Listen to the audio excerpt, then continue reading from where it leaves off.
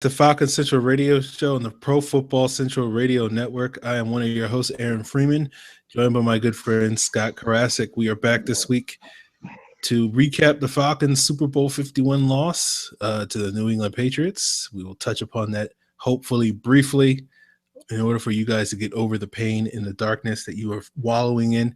We will talk about the Steve Sarkisian hire. Falcons basically replaced Kyle Shanahan, who left to go to San Francisco with a new offensive coordinator, Steve Sarkisian. We will touch upon our thoughts on that move.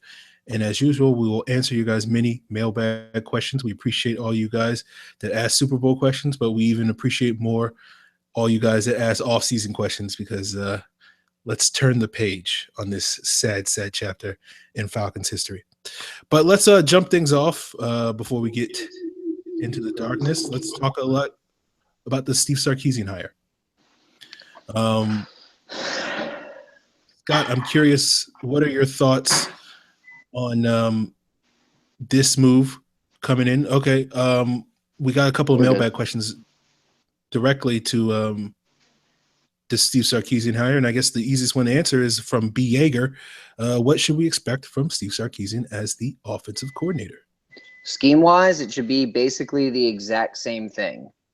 I'd be really shocked if they change the scheme at all. There's just so much similarity in what Steve Sarkisian does as a passing attack and just in general what he does to what Shanahan does that it's like, why are you going to even worry about this hire? There's no way this hire can be bad when you compare the schemes. Because the scheme is basically a Shanahan passing attack with he lets his offensive line coach set the running game. So it's going to be a zone blocking scheme in the run game. Chris Morgan's going to have full control on the run game. And then it's going to be Steve Sarkisian in the passing game, which outside of play call and variation there, it's going to be the same damn thing. So I think as far as what Atlanta could have done, it's probably the best hire because Atlanta's going to have almost the exact same scheme regardless. The only thing that will change that it's like going from a Larkey to a Cutter. There's wrinkles that are going to change. So Sarkisian likes to run a lot more 2 tight end sets as opposed to 3 receiver sets. He likes to split out his tight ends out wide a lot more. A guy like David Njoku moves right to the top of the list at tight end. A guy like O.J. Howard moves right to the top for tight end on the list. So you've got the players that you want to get. It's just the question of do you really worry about the run game? And is he really going to let the offensive line do what they need to do in the run game? And I think he will. And I think he might say, you know what, let's get a little bit bigger, but let's keep it basically the same run game. Okay. Yeah, I think you're right, Scott. I'm not expecting too much changes. I don't really have expectations at this point. I expect there to be some drop off. Even if Shanahan was coming back, I would expect some drop off, just law of averages. It's very hard to sort of be a top 10 all-time scoring offense in back-to-back years. So, where that drop off is, are the Falcons still a top 3 offense or are they a top 10 offense? Me, I tend to sort of lower my standards probably a little bit lower than most people do. But I look back at the Falcons' history, going back to guys like Malarkey. Pretty consistently, the Falcons were in the top 8 to 12 range in like DVOA efficiency rankings, while Malarkey was the offensive coordinator in Atlanta.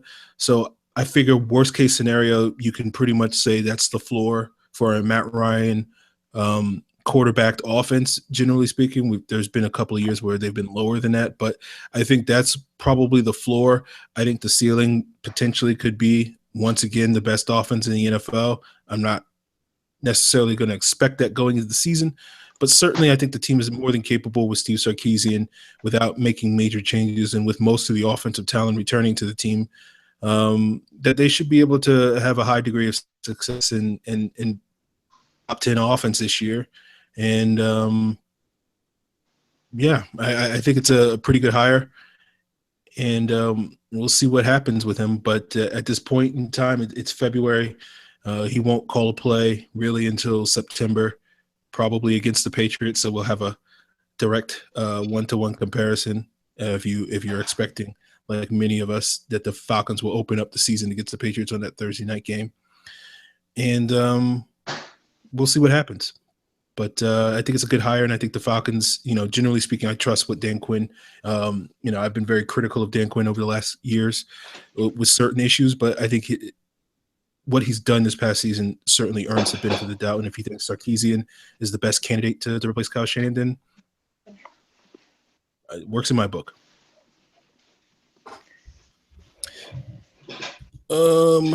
Okay. We got a question from Evan Birchfield that's similar, related to the offensive coordinator issue. He asked, everyone says that we were there because of Kyle, but don't you think our offense is loaded for any offensive coordinator? Yes, I really do. This is a very good offense. Bottom. You've got, to me, probably 3 holes that you need to address when you look at the overall contract situation. You've got the issue when it comes to right guard, Chris Chester. His contract's up. He's like 35 years old. Got to make sure that he's ready to go, or that you have someone else ready to go in his place. You've got a tight end in Jacob Tamme, who's 32 years old. Didn't play the second half of the season due to injury. Question is, do you bring him back, or do you go out and take a guy in the first or second round, to pair with Austin Hooper? The final question on the offense that I would say is at slot receiver. Taylor Gabriel's not under contract for this coming year. He was a huge part of it. Sark does like to use a slot receiver, but there's the Taylor Gabriel or Patrick DeMarco equation, because Sark likes to use a third tight end over a fullback or over a slot receiver in terms of personnel usage, at least from what I saw when he was in college. That might change in the pros, but from what I saw in college, that's what he liked to do, is run out of ace and have guys set in the slot. So if the Falcons decide to go with that 2 tight end, or have a second tight end rotate with the slot receiver, what happens with DeMarco? What happens with Gabriel in their contracts? Although I think they will bring back Gabriel, I'm starting to question whether DeMarco is as vital of a piece in Sarkisian's offense as it is in Shanahan's offense, because Sarkisian, again, doesn't use a fullback as much as he does a tight end. Interesting. Yeah, it'll be something to watch. I fully expect the Falcons to bring back DeMarco. I know Sark, when he was first at USC, they made quite a usage of Havili, I think, was the fullback back then. I haven't followed his offense quite enough lately to sort of see what changes have made since he's been in Washington, the second time in USC and Alabama and whatnot. But, I would be very surprised if the Falcons don't bring back DeMarco, or don't make a big effort to bring back DeMarco. Maybe some other team, is willing to pay more money to sign a Pro Bowl fullback than the Falcons are. But, to answer your question, Evan, I do think it's certainly fair to say that the Falcons have talent that you can win with. I don't quite, this question to me is a little bit bordering on sort of revisionist history a little bit, where we're going to sit here and sort of downplay Shanahan's contributions given how his tenure in Atlanta ended. I think he deserves a lot of credit for making this offense work, because I do think while the Falcons had pieces, on their own, their offense is basically just, Matt Ryan, Julio Jones, and Devontae Freeman. And, you look at these other wide receivers, none of them are great wide receivers on their own. They're not really guys that can go out there and sort of win on their own. But I think Shanahan did a very effective job of sort of tailoring his offense to not have to have guys that could go out there and individually separate from and beat man coverage on a consistent basis outside of Julio Jones. So we'll see if Sarkisian is able to sort of keep that part of the offense alive, because if his offense is going to be resting on sort of Mohamed Sanu lining up against another guy and beating that other guy in man coverage, there might be a drop-off in his production, just because, similar to what Roddy White was at the end of the year, that's not really the strength of his game. You need to sort of create opportunities for Mohamed Sanu, and I think Shanahan did a really good job doing that, as well as guys like Gabriel and Hardy and Robinson and whatnot, and even the tight ends to a certain extent. You know, that was one of the things that we talked about early in the season, where so much of the offense with the tight end production was really built around sort of creating opportunities for those guys, as opposed to those guys going out there and earning those opportunities. I think we saw some growth with Hooper towards the end of the season in that regard, and I think he's capable of taking that next step, but I wouldn't necessarily think Toilolo or you know, wherever Tammy is at this point in his career coming off that injury would be guys that will suddenly change their stripes after several years in the NFL. So I do think we do have a talent base, but I don't want to sit here and be like, well, any offensive coordinator could have succeeded with this talent group. You know, I think that's sort of undermining not only our individual players. I think it's undermining our quarterback. I think that's undermining our offensive coordinator. I think that's undermining our head coach. It wasn't just sort of, well, anybody could do that. You know, you don't become a top 8 offense of all time, and just anybody can do that, because only 7 other teams or 8 other teams have done that before. So it's not just anything that you can sort of build off the street.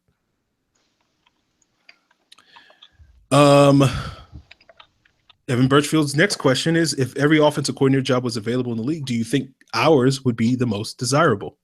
Easily. You got a franchise quarterback. You got quite a few receivers. You've got an offensive line that the only hole is right guard, and enough money to go out and get that right guard. You got a couple tight ends that are solid.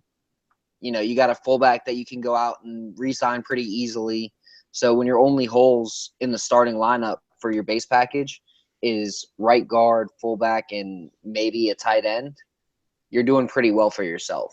And you're going to go, you know what? I got that franchise quarterback who knows what the hell's going on, who's intelligent and can pick up a scheme quick. I got 2 running backs I can play with. That's the place I want to go. And I got a line led by Alex Mack and Jake Matthews and Ryan Schrader. Fair enough. Yeah, I think, you know, I don't know if we're number 1, but we're certainly high up there. I mean, I don't know if you're going to find a better combination of quarterback and wide receiver elsewhere in the league than what we have here in Atlanta. You know, I think if I was going to name some other teams that could be in the conversation in terms of really desirable offensive coordinator gigs, obviously in this hypothetical is available, you know, New England, Green Bay. I think people would love to work with Drew Brees in the twilight of his career, sort of get one last run with him. I think the Colts, even though they don't have as much talent elsewhere in the roster, I think a lot of offensive coordinators would love to be the guy that, you know, sort of took Andrew Luck to that next level. You know, I think Pittsburgh is a very desirable job given what they've been the last couple of years. You know, I think Carolina is probably a little bit more desirable job than probably a lot of people would guess.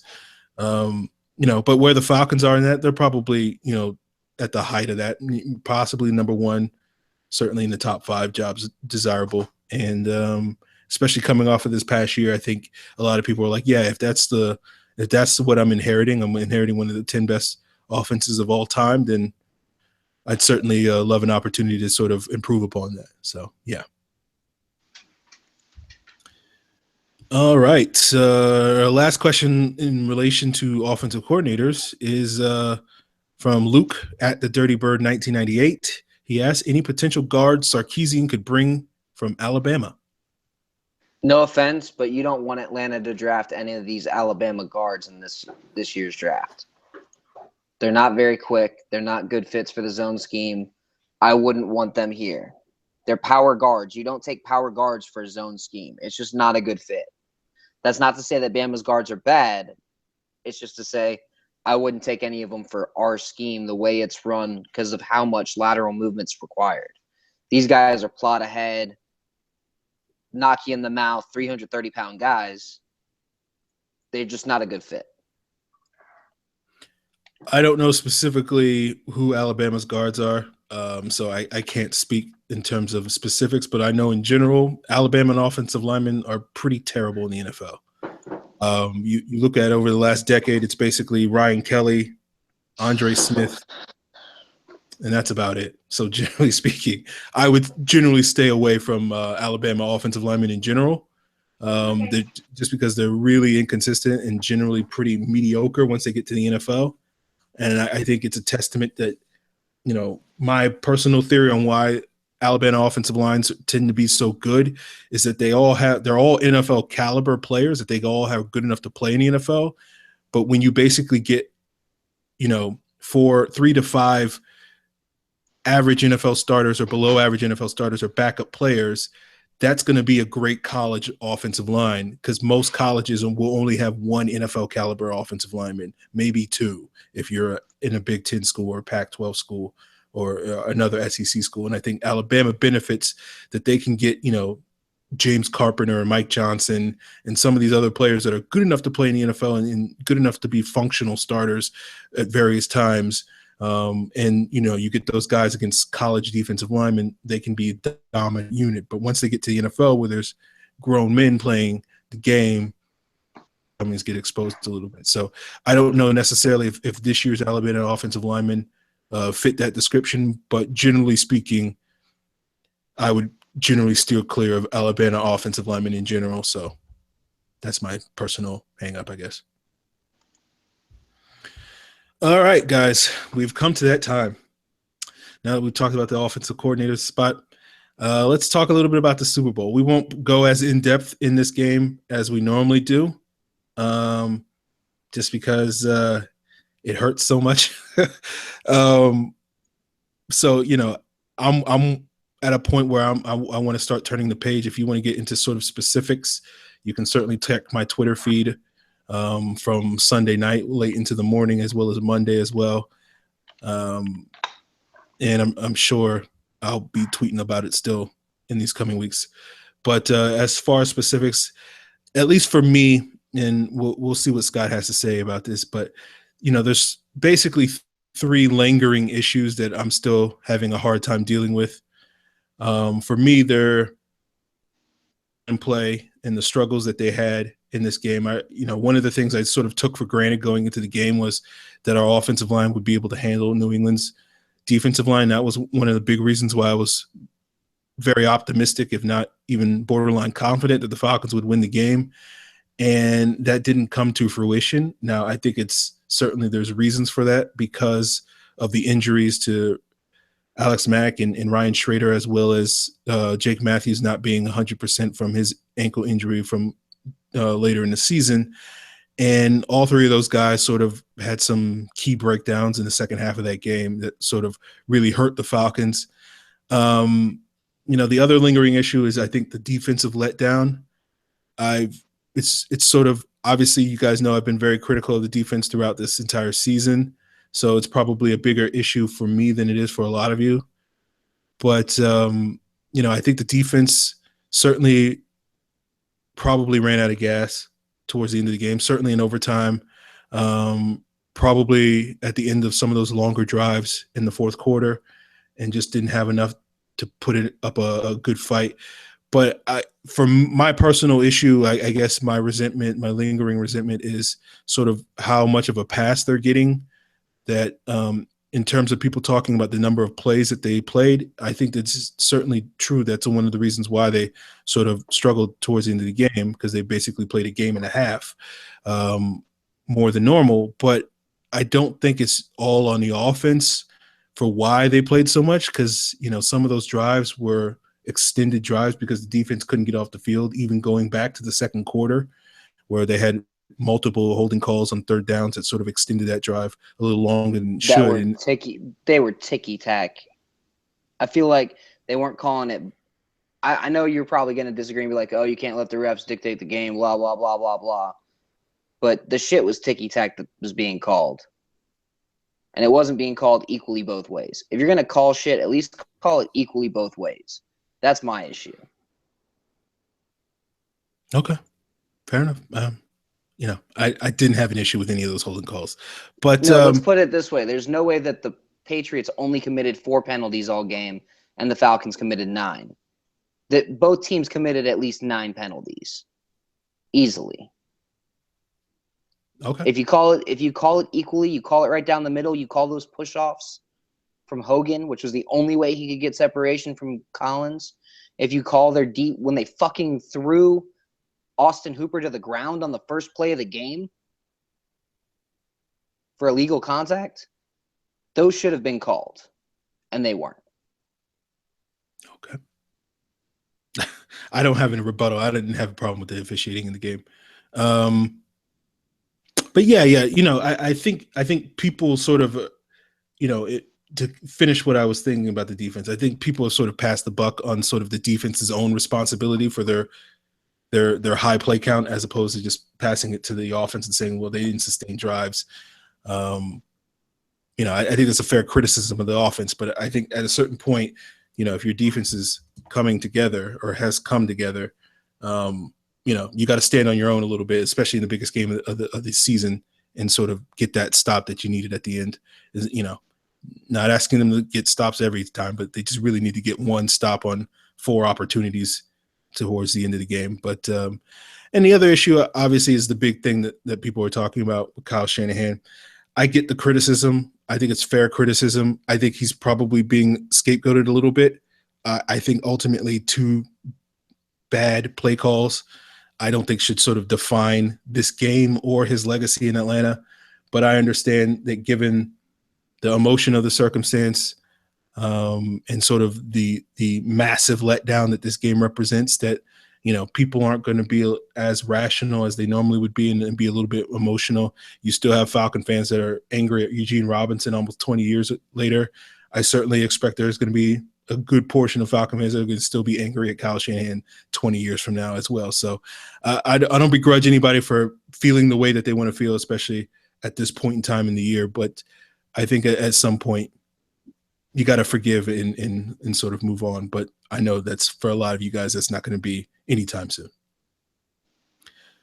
So those were my lingering issues that I'm still having a hard time dealing with. Most of the other stuff in the game, no real problem with.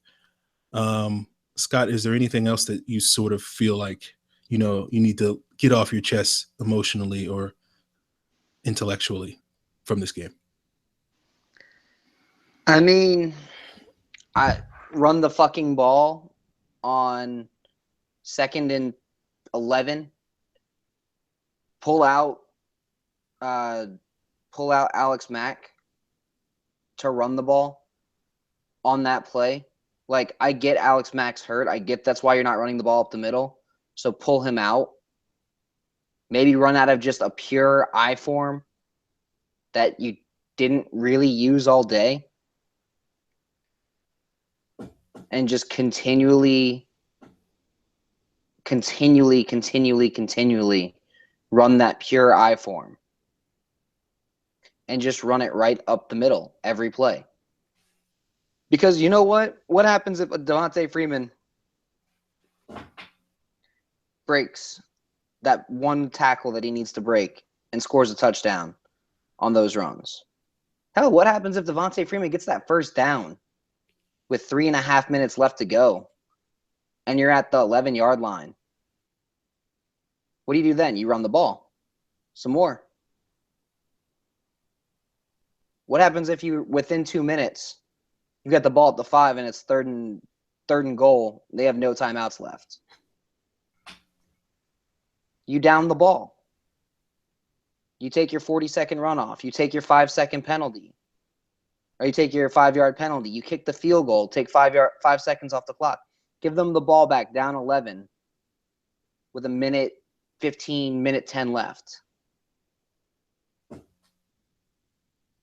There was an issue with clock management, and it started with Kyle Shanahan. I don't really mind passing on 2nd down as much as I mind the call of going out of a shotgun with a 5-yard drop on the 22-yard line. It didn't make sense. Go with what was working for you the entire year. Run a play action. At least run a play action on that 3rd and 1 out of that shotgun set to freeze the blitzing Hightower on the play. But, I mean, that was the issue. There wasn't enough play action. There wasn't enough stuff that got the Falcons there in this game. It's the way I feel about it, at least.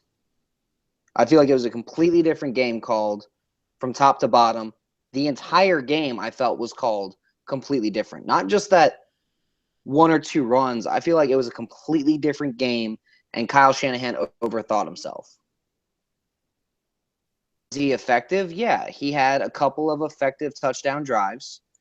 But if you look at where they started, was it Shanahan's play calling, or was it just good defensive positioning that helped out? A 5-play, 62-yard drive capped off by Austin Hooper. The 71-yard drive. Both those were good, very good drives.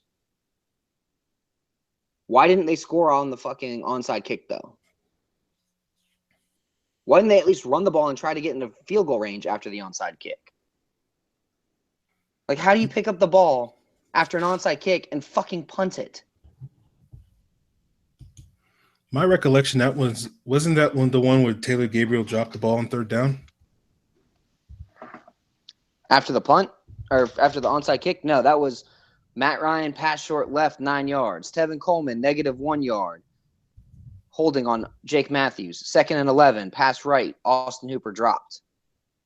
And then Matt Ryan sacked for -9 yards to kick him out of field goal range.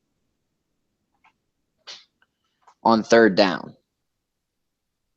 Okay. On 3 key plays, Matt Ryan took sacks out of a shotgun formation. You'd think on the 3rd one they would have said, you know what? Maybe we shouldn't run a shotgun formation every fucking time because they know we're passing out of it.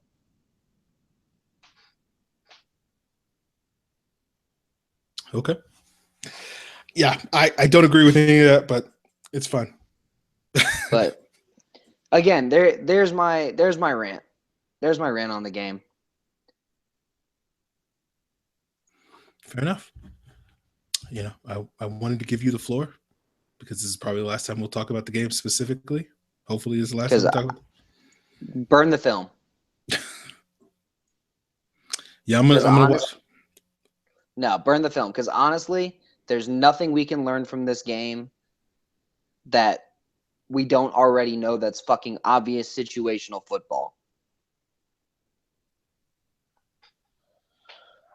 I'll watch the All-22 tomorrow, so I'll let you guys know if I agree with that. All right, guys, we got some mailbag questions about this Patriots game, so we will continue to twist that knife. Your homie Brian at Big Daddy Oreo 2. Brian, how much do you think experience played in the role of this loss? I think it's why we lost overall. I mean, that's actually a good question. I don't know. I don't think the players' experience was really an issue. I think the bigger issue was the coaching inexperience. The fact that it was the first Super Bowl for Kyle Shanahan and really first game for Kyle Shanahan that he went up against Bill Belichick. I mean, just ridiculousness. Now, I will say injuries probably played a bigger, a much, much bigger role in the ending of the game than anything else. Between the combination of the Ryan Schrader injury, between the combination of the injury with Alex Mack, losing Brooks Reed, it doesn't sound like it's a lot, but those 3 guys were key for this Falcons team throughout the year. Yeah, Brooks Reed may not have been a great pass rusher all year, but in that game, he was eating double teams. He was taking guys down. He was creating an interior push.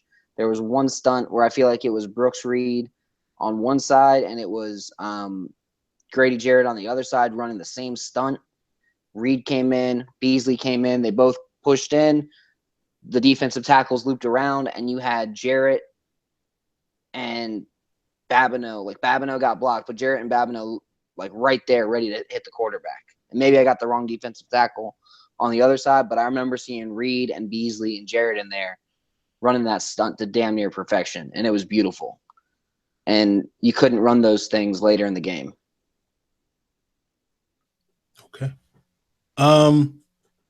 For me, I don't know how much experience, but I certainly think if you're going to link the two, I think the team, you can certainly say that the team probably got a little complacent in the second half of the game. And whether that's due to lack of experience or whatnot, I think that's a fair criticism.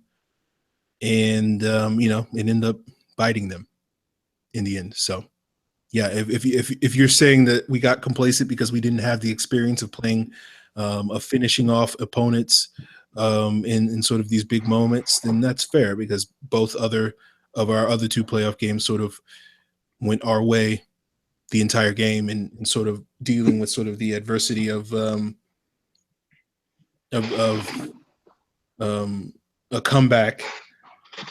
We've seen this team give up garbage time points throughout the season, but it was always under the understanding of, well, our offense will get the points that we'll need to get, or our defense will get that, late fourth quarter turnover or whatever that sort of seals the win. And it'll get tight, but it won't be too much of an issue. And I think they might have thought that with the Patriots, and the Patriots showed them that, that they were better than the Saints, or better than the Seahawks, or whoever that is. And it bit them in the butt. Yeah, it did. We got two questions from Big Boy Brewski. He asks, what are the negative factors taken from the game, and what are the positive factors taken from this game?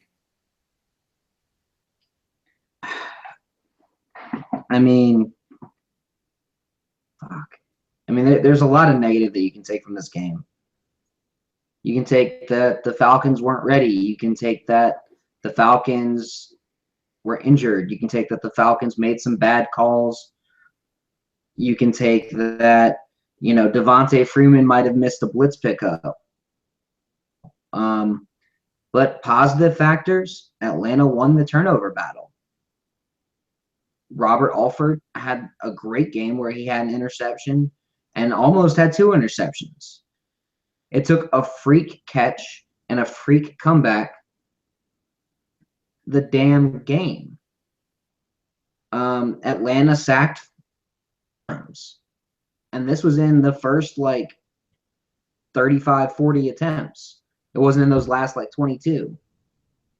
After they got gassed, they made a ton of tackles behind the line, a ton of passes.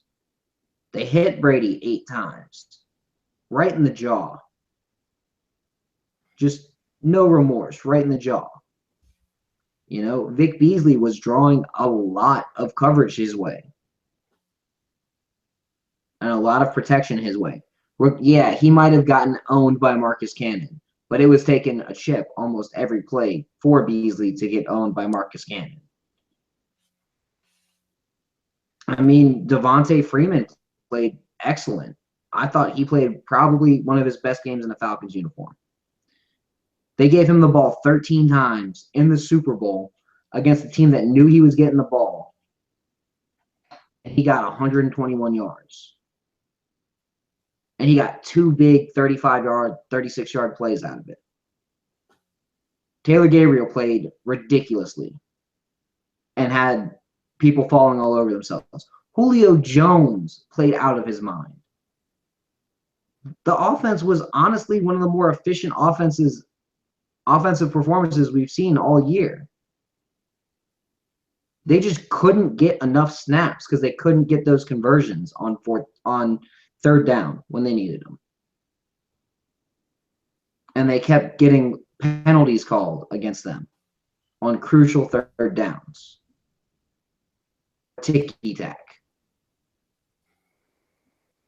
I've never been so livid to see a holding call than I was on that 3rd down and 23 and not see another fucking penalty thrown on the play for a face mask.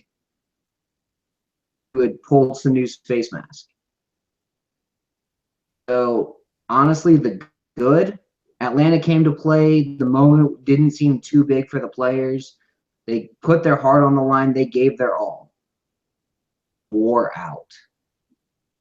Regardless of what Aaron's going to say, the defense wore out. They were exhausted trying to keep up for 99 offensive plays. Yeah. No, look, my point is not to say that the defense didn't wear out, that playing 99 snaps wasn't a problem for them. The point I'm trying to make is it wasn't as if the Patriots just magically came up with 99 snaps. They got those long drives because the defense couldn't get off the field. And that is not just looking at the fourth quarter, that's looking at second quarter and third quarter drives where the Patriots were able to get long, methodical drives. And if we're talking about negative factors in the game, some of the issues that this team has dealt with throughout this season and has contributed to some of their losses, I think reared its ugly head in this Super Bowl. And I think basically if you can play keep away, if you can hold the Falcons to under 30 points, you can beat the Falcons. And I think that's been part of my issue with the defense, is where it's basically required for the offense to score 31 or more points every single game in order for them to win games. They're 1-6 this year in games where they scored 30 or less. They're 12-0 or whatever the number is in games where they hit 30, 31 or more. So I think, the Patriots were able to play keep away. I think the issues with our front seven, I think our a positive factor was how well our defensive line and our pass rush played early in the game. I think Grady Jarrett certainly had his best game on the biggest stage. That's a positive sign. We saw Freeney play really well early on. You saw Hageman flash really well early on. Don't quite agree with the Beasley take. Thought he was pretty quiet. That was a disappointing factor for me. But Beasley was quiet, but Beasley was quiet because he was getting chipped. They were scheming towards Beasley to keep him quiet. That's my point. Hageman and Jarrett, they were like, oh yeah, we'll let Hageman and Jarrett get theirs. We're not going to let Beasley get his. That was their scheme. That's what they did. They took away Beasley. Okay. Jarrett and Hageman and Upshaw and all these guys stood up and the way that they're supposed to. Okay. Well, from what I saw, I didn't see a scheme. I saw Marcus Cannon just being able to block him. That was the scheme. But I think the positives are that the Falcons, certainly if you look at the first half of the game, they showed that they are as good a team as certainly we thought they were. Going into the game, and they really showed up in a major way. I thought it was, the first quarter did not go quite, they didn't get off to as fast a start in the first quarter as we had hoped. But once things picked up in the second quarter and they started to move the ball until the very end of the third quarter, they were able to sort of generate that offensive explosion that we had seen. So I think, the key thing that they have to work on is sort of getting better depth, adding more talent on both sides of the ball, particularly I think in the front seven. They need to work on finishing games stronger. But I think we saw the upside and the ceiling and the potential of this team, that if things are going their way, then they're going to be a really good team and a really tough out for teams for years to come. I think there's a lot of things to sort of be optimistic about with this team, and sort of, even if they're, 10% worse this year offensively and or not necessarily defensively, but offensively under Sarkisian, there's still reason to believe that this offense is going to be very good. It just may not be, scoring 34, 40 points a game. It just might be, we'll have to win some games, 28-27 or 27-24. And I think that's going to be on the defense to be able to play that style of football. And I think they're going to be much more capable of doing that in 2017 than they were in 2016. If they're 10% worse, they're still the number one scoring offense, and they're still a top 10 yardage offense. There you go. Okay with 10% worse. Yeah, it's fair. Evan asks, did you notice Matt Ryan not spiking the ball and taking sacks instead?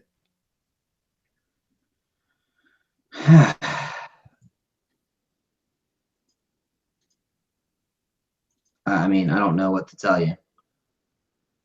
I don't know why he didn't throw the ball away on that second down. Taking a sack was dumb. Throwing the ball away, yeah, it stops the clock, but it was dumb. It was dumb. Yeah, I mean, I know Matt Ryan's faced some criticism for the sack he took, and that was a sack fumble on the third one. I think that was more pretty much on Devontae missing his assignment there. So I don't put really any blame on Matt Ryan on that one.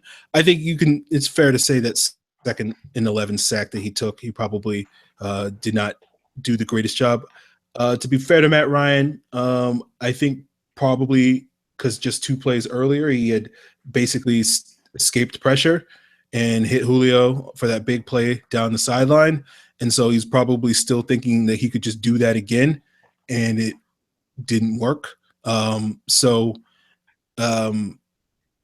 Yeah, I mean, certainly that play in particular was culpable. As far as the other sacks, I don't recall anyone that sort of stood out to me that was like, oh, Matt Ryan shouldn't have done that. But yeah, it's tough. It's always a lot of second guessing in these situations. Evan's next question is, Julio was only targeted a season low 4 times, caught all 4 passes. Is that a play calling problem? No. Why Julio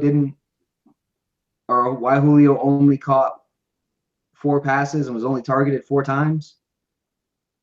Because the only 4 times he was targeted were the only 4 times he was in one-on-one coverage. Played zone against him. Julio Jones wasn't open often because they wouldn't let him be open often because they said, let's take away Julio Jones. And that's fine because Matt Ryan was 13 of 19 to everybody else. That's 68%. Else for 2 touchdowns to everybody else. I'm more worried that Austin Hooper dropped than Julio Jones, because I thought if there was anybody that could step up on the stage, it'd be Hooper. Now, he did get that great touchdown catch. That was a beautiful touchdown catch. He dropped 2 passes, was kind of disappointing.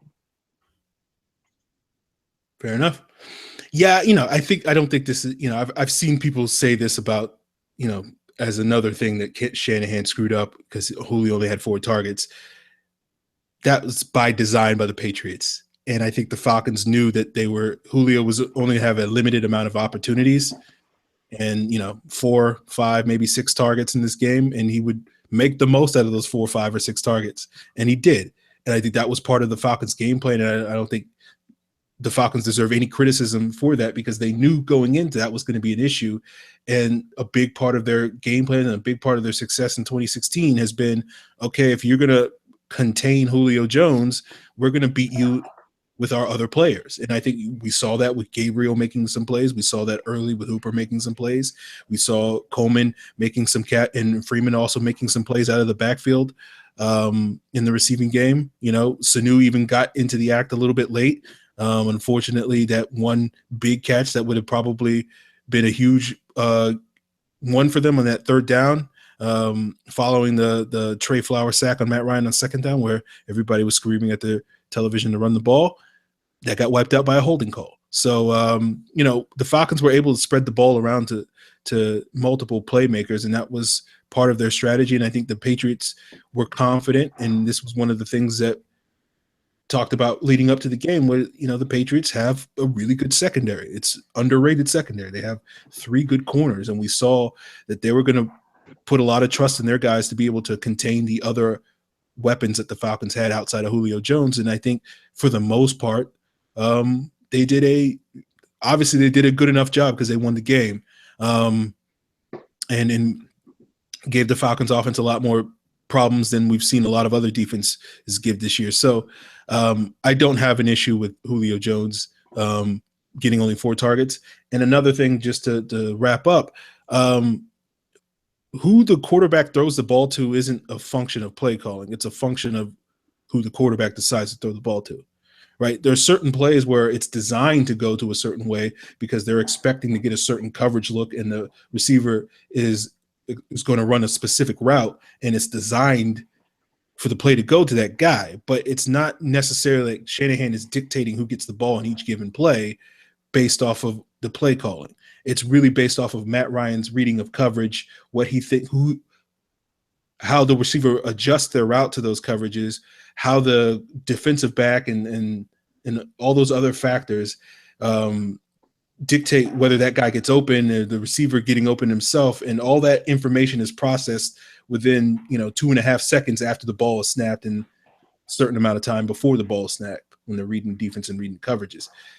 That's not on play calling. That's on the quarterback. So when we get upset at why wasn't this guy thrown at, why wasn't this guy targeted, that's not at the play caller. That's at the quarterback. Now, I think we all can agree that for the most part this year, with minor discrepancies, we haven't really had a problem with Matt Ryan's decision-making on who's gotten the ball. So I don't think there should be any issue with that in the Super Bowl as well.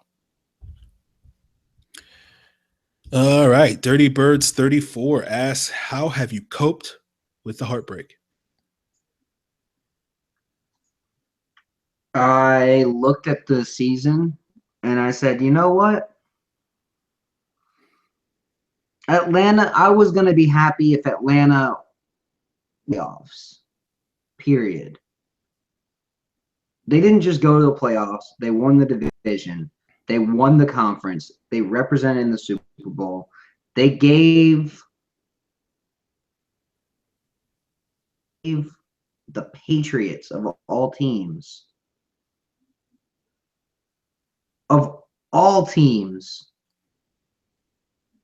the run for their money. They gave the greatest coach and greatest quarterback of all time, and just came up that much short. Like, they have the ability to go back next year. And I know it's a long shot. It's going to take a lot to get back next year. But I don't know. This team just feels so much different than any other team has felt. This coaching staff, this quarterback, even though it's the same quarterback from 5 years ago, Ryan just feels more mature, more intelligent, more football savvy, more of a leader than he was back in the day. Back in the day, Matt Ryan didn't bring all of his receivers to Miami with him to make sure everybody was on the same page for the offense. But, back in the day, Matt Ryan didn't sit there and work with quarterback coaches to make sure that he could throw the ball properly regardless. Didn't spend his bye week working with mechanics coaches. How many guys do that?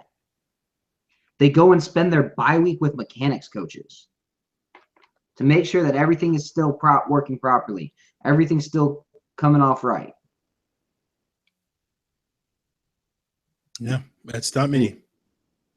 I feel like this team has the right kind of focus, the right kind of chemistry to go back next year and the year after.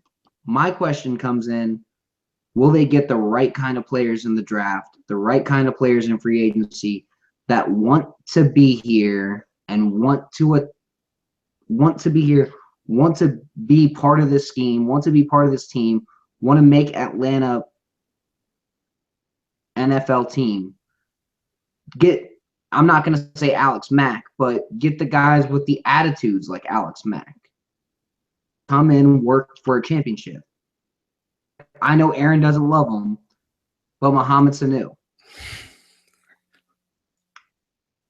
I think Aaron, looking at the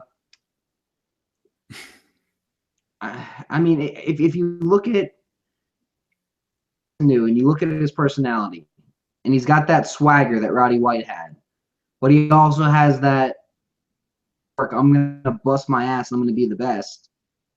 The same thing that Roddy White brought to the team, only he can actually play football still. We need those kind of guys. We need the guys that want to come in and say, hey, I'm here to work. I'm not here to just be second best. I'm not here to be just the best in the NFC.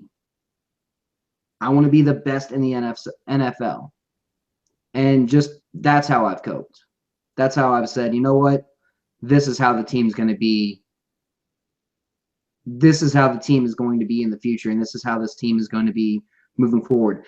Every single one of those guys the right thing to the cameras on AtlantaFalcons.com. When you look at them, these were all guys that had come in, and they looked like they believed what they were saying. Like, we're going to use this as motivation. And then I look at the age of the Falcons core. It is one of the youngest cores in the league. Atlanta may have the oldest team in the league, but it's all in depth. It's not in the starters. Keanu Neal's 22. Austin Hooper is 22. Deion Jones is 22. Devondre Campbell is 23. Coleman's 23. Collins is 23. Jarrett's 23. Beasley's 24. Matthews is 24. Poole is 24. Rico is 25. Gabriel's 25. Hell, Julio Jones is only 27 years old.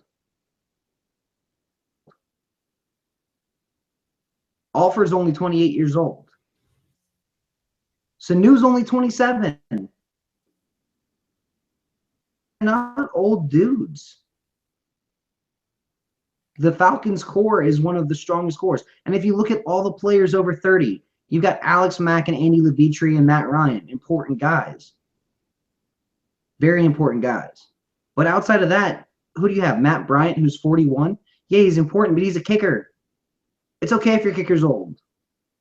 Dwight Freeney, who might have one more year in him. Schaub, who's a backup. Babineau, who's a backup. Chester, who's going to be replaced. Wheeler, backup. Goldson, backup. Weems, going to be replaced. All the guys that are over 30, it's okay if we lose outside of Levitre, Mack, and Ryan.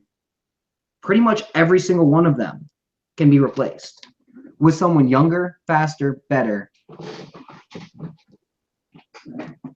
Outside of maybe Matt Bryant.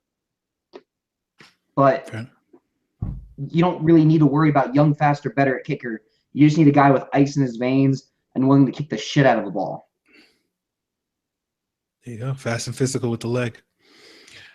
Yeah, I mean, look, for me, coping, it's been tough. I'm getting better with each day.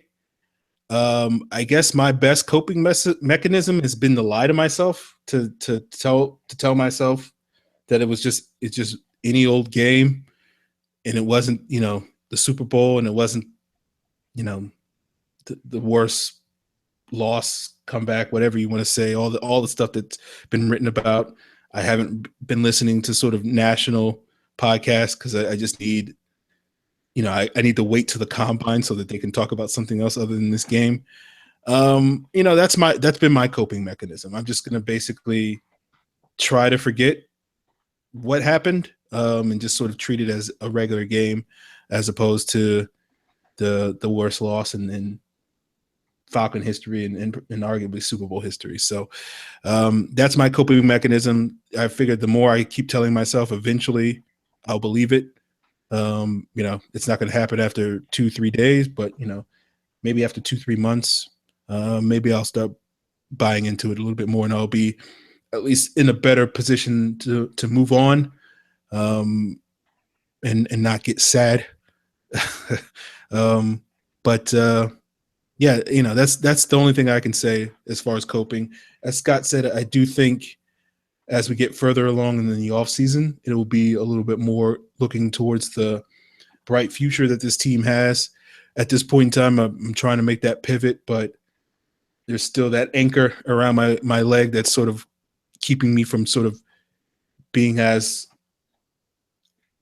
praising and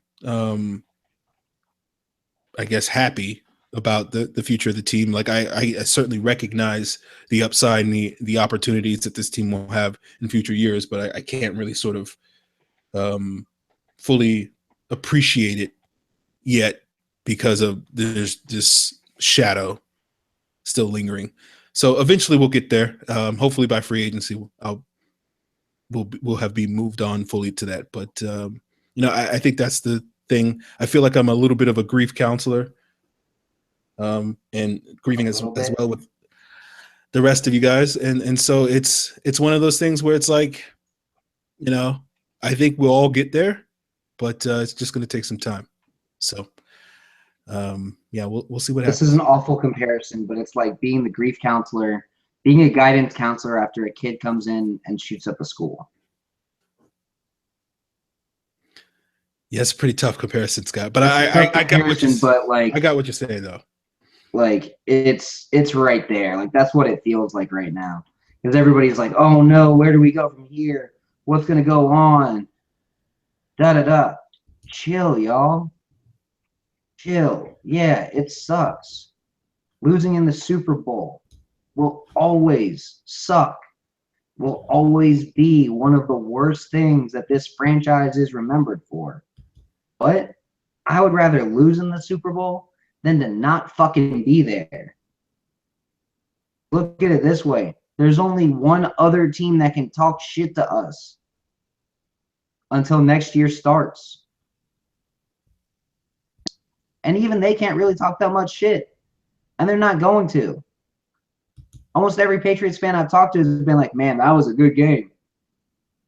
Everything we could get. Not, oh, y'all suck. Y'all are atrocious. Y'all are the worst team in the league. No, it was everything we could get. Y'all played your hearts out. So, I mean, that's what it is. Like, we're not gonna we don't have to deal with shit talk from anybody right now because we can just be like, season end. Oh, it ended. Game 16, Saints fans and Bucks fans and Panthers fans. Kick. At least my team was in the Super Bowl. My team won the NFC South and the NFC. Because your team wasn't even in the playoffs. Yeah. All right, guys. Our next question comes from ATL Sports 404, aka Shanahan Blewett. What are your thoughts on Jake Matthews in the Super Bowl? I thought he struggled. I mean, he didn't play his best game. I can agree. I'm not going to sit here and lie to you and be like, Jake Matthews was amazing. At the same time, it's not like you have to burn it and say, oh my God, this guy's a shitty left tackle. He just didn't have a great matchup in the Super Bowl.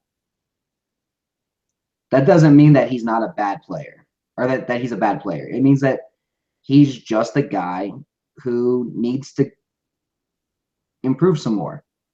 I thought he took a step this year towards the future. He didn't take the massive leap that we wanted him to take.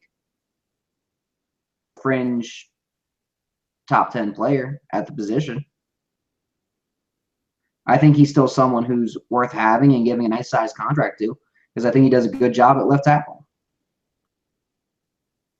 And I think when you have him and Mack and Schrader on the line,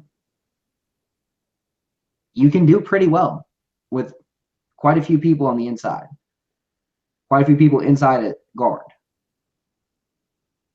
So I'm not too worried about Jake Matthews. Yeah, he had a rough game against the Patriots. I mean, someone's going to have a rough game.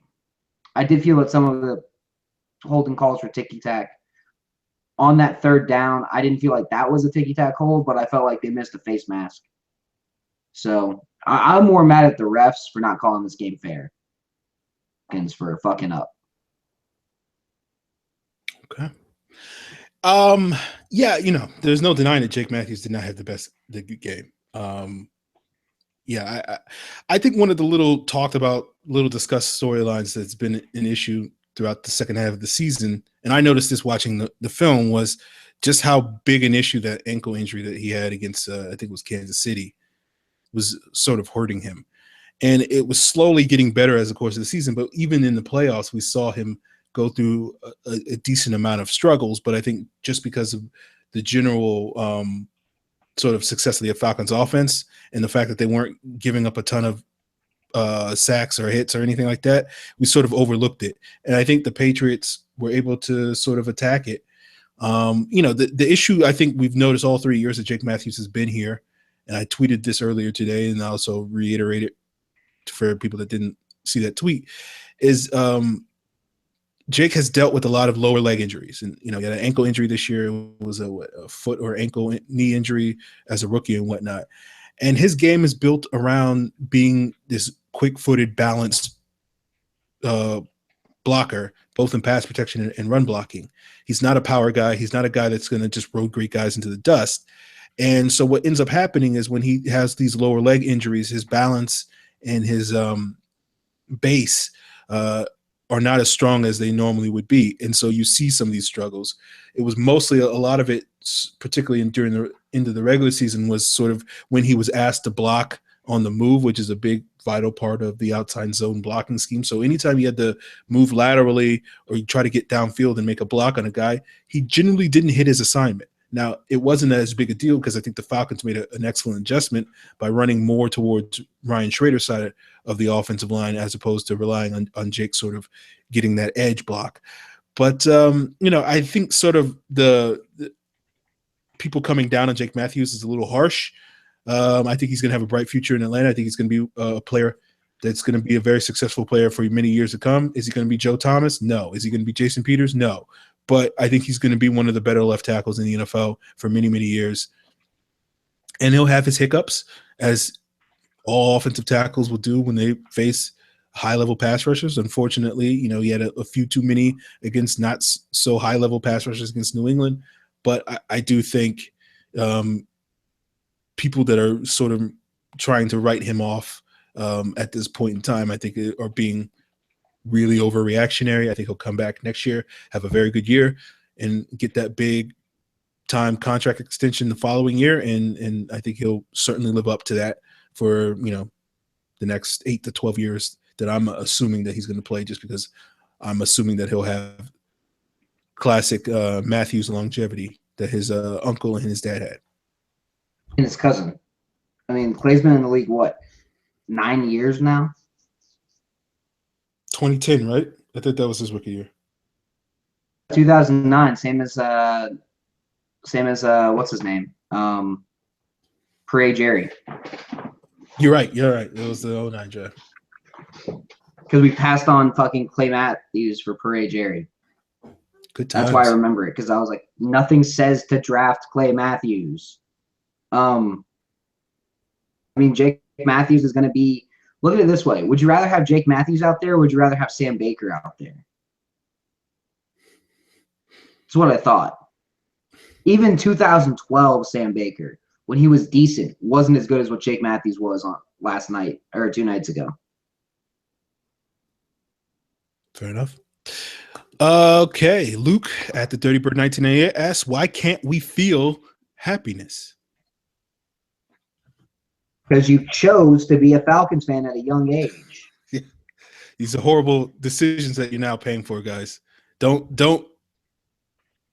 This is a lesson in when you make decisions, lifelong decisions at the age of 6 or 8 or however old you were, when you decide to become a Falcon fan, usually the decisions that you make at that age are decisions that are going to be long term. So that's guys, basically. I made it at 4.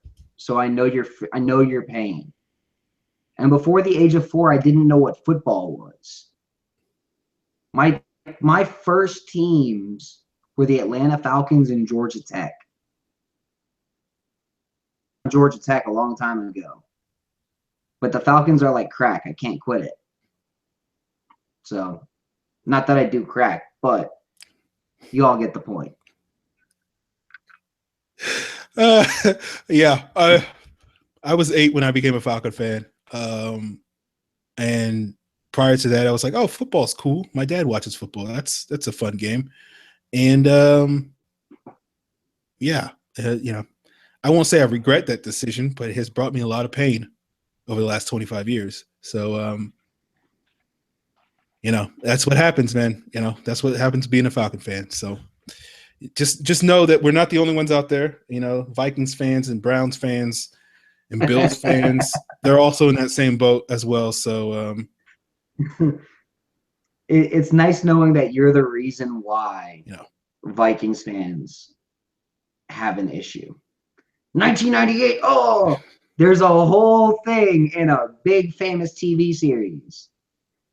And How I Met Your Mother, that anytime a Vikings fan goes 1998, that entire people go, God damn it, because of the Atlanta Falcons. So it is nice when you are the cause of someone else's misery. Has to get to. I want to see this team pull off a Dallas Cowboys type run where 3 straight years they win a Super Bowl. Or 3 out of 4 years they win a Super Bowl. That's what I want to see. Yeah, I mean, let's see it. I think they've got the talent. Yeah. All right. Let's get into the rest of these mailbag questions. We got plenty of them to get through. All right. So Evan asks, Scott, when we were up 28-3, did you get a little excited or nervous at the thought of getting that tattoo? I was fucking pumped. I was ready. I was in the process of hitting up the tattoo artist, hey, let's hope it sticks. Exactly what I sent him. So trust me. I was ready. I was more than ready. Yeah, that's tough, man. That's tough. I know you were real pumped about that. So we'll have to just, you have to do something else for next year. I don't know. If they beat the Patriots in week 1, get a suck it Patriots tattoo or something like that. No. It's only a Super Bowl. Okay. That's how it works. Your homie Brian at Big Daddy Oreo 2 asks, will you guys be getting Falcons NFC Championship shirt? I think we should be proud of what the Falcons accomplished. They torched Green Bay. Yeah, and I'm going to be getting an NFC South shirt too. That should have been a given. I'm definitely getting those shirts. Those are things that, as a fan, you can be like, man, this team did a damn good job this year. Regardless of what happened in the Super Bowl, this was still the most fun I've ever had as a Falcons fan watching this team. Lost to the Seahawks, and I still would have been getting an NFC South shirt. Still the most fun I've ever had as a Falcons fan watching this team. A couple jerseys this offseason, probably Devontae Freeman, probably Jonathan Babineau. Because, again, this was the most fun I've ever had watching a team. There you go. Yeah, I'm not going to get the T-shirts, guys. No real reason other than just pure laziness. So, yeah. / money. ATL Sports 404 asks, could Devin Fuller have a role on the Falcons next season? I hope he does, because I hope that role is gunner / whatever the hell Weems was doing, because Weems probably fucked the team by taking that damn ball out. Falcons got to the 25-yard line. They'd already wasted 40 fucking seconds. Down the fucking ball. That was fucking stupid. I was so pissed. And so, oh, man. I was so fucking pissed. And Aaron, I know you were too. I I got over my Weems hatred or my Weems frustration many years ago. So it's funny to me how much Weems pisses off people in his horrible decisions. It's a joke to me, but it took 40 seconds off the clock for Atlanta to get to the 27-yard line because of his fucking stupidity. They should say, bye-bye. We can find a gunner. We don't need you this offseason. Because honestly, they don't. You don't need to pay a 31-year-old gunner / kind of sort of decent kick returner that doesn't know when the fuck to pull the ball out of the end zone like Weems does. Let him go. I'm more pissed about that than anything else in the game. What a fucking stupid decision. Patrick DeMarco was turning around going, stop. There fucking you go. dumb, man.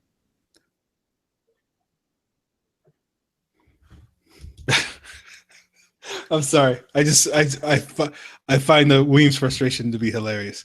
But he'll probably get replaced. As for Devin Fuller, I'm not optimistic. I don't want to write off Devin Fuller's chances, but generally speaking, unless you're like a day 1 or day 2 pick, if you have a knee injury your rookie year, you're probably not long for the NFL.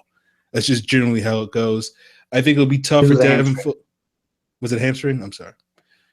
Either way, season-ending injury is not – the Falcons, generally speaking, I think they've had a pretty good streak of like 10 out of the last 11 drafts. They've had at least one draft pick get hurt in training camp and go down for the season. And I don't think any one of those guys has made the roster the following year. Now, maybe Fuller's the exception. Has never been heard from again. So, I think Fuller could be the exception, but I think it'll probably take Aldrick Robinson leaving in free agency, just because I don't necessarily see the Falcons probably keeping as many receivers. It probably helps Fuller's chances that McKissick is no longer here, and so he'll have an opportunity to win that return job. But I wrote in my scouting report, I don't know if Fuller's upside as an offensive weapon is enough to sort of merit keeping him around, just because he's more of an athlete than a refined wide receiver. And the fact that he's had to spend most of this year rehabbing as opposed to developing his game on the practice squad or on the back end of the roster probably is not going to make his progress as a wide receiver jump that sharply next year. But the Falcons will probably need a returner, and if he can stick there, then he'll probably make the team. But as far as him having a significant role besides being a return guy, I wouldn't expect that. But, we'll see. Just between me and y'all, he ain't that good. He ain't really worth keeping.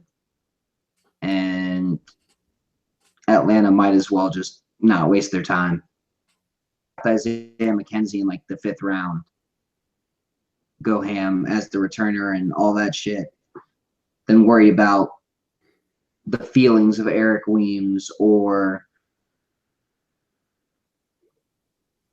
Yeah, look, I wrote it. One of the things I added in my scouting report was today's NFL, there's really no point drafting a returner. It's just kind of a wasted draft pick. If you're drafting a guy that you're like, oh, this guy can be my nickel cornerback, or this guy can be my number 4 wide receiver, and he can also return kicks or whatever, then that's worth it. You look at the Patriots, they used their number 1 pick on Cyrus Jones because they thought, oh, we'll get a nickel cornerback and a return guy. He absolutely crapped the bed as a return guy. I think he muffed more kicks this year than anybody else in the league, and he was basically it was completely inactive by the end of the year, and he'll probably be in danger of being cut next year. If he doesn't get his act together. And their cornerback situation was solidified with the trade for Eric Rowe. So his future there, unless they let go of Logan Ryan, is going to be a little bit hard pressed. And it's the same thing with Fuller. It's just there's really no point drafting a kick returner at this point in time, or a punt returner at this point in time. You look at most of the punt returners around the league, you have guys like Peterson, Antonio Brown, Edelman, Travis Benjamin. There's basically teams are taking, here's our number 3 receiver, here's our top cornerback. Let's let him return punts because there's no point keeping an extra return specialist on your roster. And I think with Devin Fuller, again, I don't want to be like shut the door on him and say he's got no shot, because I think he has some talent as a punt returner and a kick returner, but I just don't know if that's a good strategy. It's basically like drafting a fullback. You might as well just get some undrafted free agents or a guy off the street to do it, as opposed to devoting a draft pick. I mean, this is why I'd rather have them take a guy in the draft at running back who can do it. Someone like a Corey Clement, someone like a Donnell Humphrey, who's got the speed but also has some power and can have some run in the run game scheme and understands his own scheme and can provide something as a receiver out of the backfield. And I know Teron Ward. But shit, I'd rather throw Teron Ward back there. Fair enough. Yeah, I mean, he did what's the return difference kicks a little bit last year, so it's not crazy. Yeah. Okay, next question comes from ATL Sports 404. After a full season and postseason from Deion Jones, Keanu Neal, and Devondre Campbell, are they legit long-term starters? I mean, Devondre Campbell is a long-term starter. Deion Jones is definitely a long-term starter. Keanu Neal is who you're going to build your damn defense around. I mean, I don't think you have Cam Chancellor and Wagner and KJ Wright out of them, but I think you got good fucking pieces to work with. And Neal could be better in that John Lynch type mold. I do think Deion Jones is a different kind of guy. I don't know who to compare him to, because I've never seen a guy like Deion Jones in this league that I can just off the top of my head think about and be like, that's who this guy is with his kind of speed. Corner, the size of a bigger safety, play the run. We saw versus the Patriots, he played the run well. I mean, I don't know who to compare him to. Campbell's basically Cam Chancellor without the ferocity playing weak side linebacker as opposed to safety. Like, without the big hits, he's basically Cam Chancellor playing weak side linebacker. Yeah. So, I mean, it's a smaller defense than what is going to be out in Seattle, but I do think it's going to be – these guys are three legit long-term starters. And I could even see a situation where Campbell ends up playing strong side linebacker. Atlanta brings in a guy to play weak side linebacker. You know, a Jalen Reeves-Maben type who can play stronger weak and have Campbell and Reeves-Maben able to drop and put their hand in the dirt and attack the thing that you need in this defense to add that next piece, that next set of athleticism. Yeah, I mean, the way I would answer this question, it parsing a little bit, it's like, what do you consider a long-term starter? Like, do I think all three of those guys is going to start pretty much at least through the end of their rookie contracts, which would be what, 2019 season? Yeah, I think that's the case. If you're asking me, do I think all three of those guys are going to get a second contract with the Falcons? I don't know. Again, how much they develop, how much they improve over the next 3 years is going to determine that. But I would probably bet at least one of those guys will get. I'd probably say, I would lean heavily in the favor of Jones and Neal, but I do think Campbell could also be in that boat as well. Yeah, so I do think all three of those guys are going to be key pieces for the Falcons. I've sort of been in favor of Campbell moving to strong side linebacker. I'm perfectly fine with him spending another year at weak side linebacker. I saw some growth towards the end of the year, sort of with his reading and recognition that wasn't quite there prior to the postseason. I'm hoping that he can sort of build off of that this offseason. So give him another year to sort of prove himself as a weak side linebacker. If not, then maybe you start tinkering with moving him to the Sam spot. I think Deion Jones – I still think Deion Jones will probably be better as a weak side linebacker than a middle linebacker in this scheme, but I have no problems with giving him another year to sort of see what growth he has as the middle linebacker playing beside Campbell. Keanu Neal, I have the highest amount of confidence that he will continue to grow and become the player that I think we want him to be, which is, whether you think it's on par with Cam Chancellor or Cam Chancellor light, that type of enforcer and difference maker in run support, and as well as a guy that can be a functional, if not good, cover guy against quality tight ends. I think he's well on his path to be that. So I do think these are three young guys that I certainly was not as high on after we drafted him. I liked Keanu Neal, but I didn't quite see the upside, or I'll say, like, I wasn't sure of how good a cover guy he was because he basically never was asked to play man coverage at Florida. So I was a little hesitant to sort of be as praising of his upside without having seen that key part of the evaluation. And with Campbell and Jones, I certainly will say I was wrong about those guys. They both really impacted a lot earlier than I thought they would. I thought the players that they are today, I thought it would take probably 2 or 3 years for them to become that. So, I will certainly own up to that missed evaluation, and I will learn from it, and hopefully I won't have nearly as bad takes for next year's draft as I did this year. So here's the thing. You were wrong, not because you didn't think that they could get there.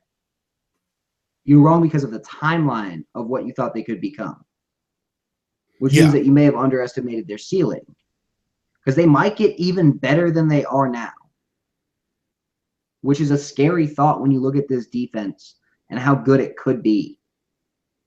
Because I'm going to admit something here. I was wrong about Ricardo Allen halfway through this season. I was really wrong about Ricardo Allen. I thought he played a great game in the Super Bowl. Outside of like one missed tackle, I thought he did excellent. O'Neal missed a tackle. Deion Jones missed a tackle. Beasley missed a tackle. Jarrett missed a tackle. So, I mean, it's going to happen. Tackle at some point. So I'm not as worried about that. Ricardo Allen's a guy you keep for the future. He's a top 10 free safety in this league. Now he's at like number 9 or 10, top 10 guy. Just because there's guys that are more athletic, that are stronger, that are faster, that are better at diagnosing plays, like they're out there, they exist. Everybody would trade Devin McCourty if they had a chance. Everybody. Yeah. Argue that. However, having Ricardo Allen is still a good thing to have on your team. And the way that he was getting people set and noticing things on the plays, that was huge. So that was important. I do think Ricardo Allen is a very key player moving forward. And I think Atlanta might give him like a 3 or 4 year deal this offseason as opposed to the standard contract. Okay. Yeah. All right. I'm glad to hear that you came around on Ricardo Allen. All right. Next question comes from Big Boy Brewski. He asks, any new thoughts with Collins and Alford when Trufant comes back? Alford and Trufant start in base sets. Alford moves to nickel, or Trufant moves to nickel. Oh. And you have Collins play outside against their biggest dude. Does a good job against big receivers. Issues with big receivers, so I mean that's where you get it. Trufant can handle the small, short guys, the Brandon Cooks of the world. Collins can take on the guys like the Michael Thomases of the world. Alford's the guy that I worry about, but shit, I'll take Alford over anybody else's number 2 corner. Guy who can come in and magically get an interception and run it back. Like, Alford is basically what Asante Samuel is. He might get burned, he might have a holding call, but he can get that pick 6 that no one will expect. So, as of right now, I think those are your 3 starters. And don't get me wrong, Brian Poole has been amazing. But I would rather see Brian Poole on the bench for Desmond Trufant every day of the week. And Collins took that next step to where you got to keep him on the field, at least in nickel sets.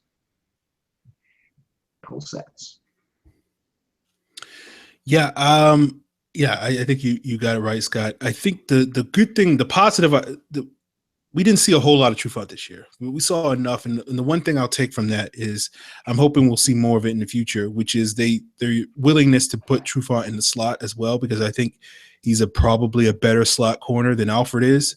But I think because of sort of the nature of most NFL offenses, where their best receiver is on the outside, Trufant's probably asked to play a little bit more outside corner than Alfred is. But I hope that the Falcons sort of still continue to use that interchangeability depending on the matchup, and will continue to use both of those guys inside. I think Collins showed tremendous growth over the second half of the season. I fully expect him to open up the offseason in the training camp as a nickel cornerback. You know, his issues in the past have always been he doesn't always put in the most work in the practice field. Hopefully he's gotten that issue fixed, so we won't see any form of, we're not reading headlines from like Vaughn McClure or somebody else in May saying, oh, Jalen Collins is working as the fifth corner on the depth chart because of various reasons. So I don't expect him to backslide, but that's just something that we'll have to monitor over the course of the offseason. With Brian Poole, it was something we talked about in the past.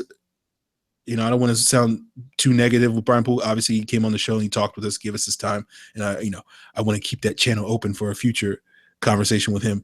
But, I think you can certainly make arguments that his ceiling is not nearly to the degree that Collins's is. But I think you can also probably make a pretty strong argument that his floor is a little higher than Collins is. You can get a pretty consistent and reliable performance from Brian Poole. Collins still has that sort of tendency that he might swing up and down pretty wildly. I think we saw a lot more consistency from him this year, but there are certain matchups that he might be a little bit more problematic with quicker guys like the Edelmans and the Amendolas of the world. But I think the Falcons cornerback situation is pretty strong. And I think with those three guys, and you got developing guys like Goodwin and Olatoye, and you always have Brian Poole as that emergency break glass in case of emergency nickel cornerback.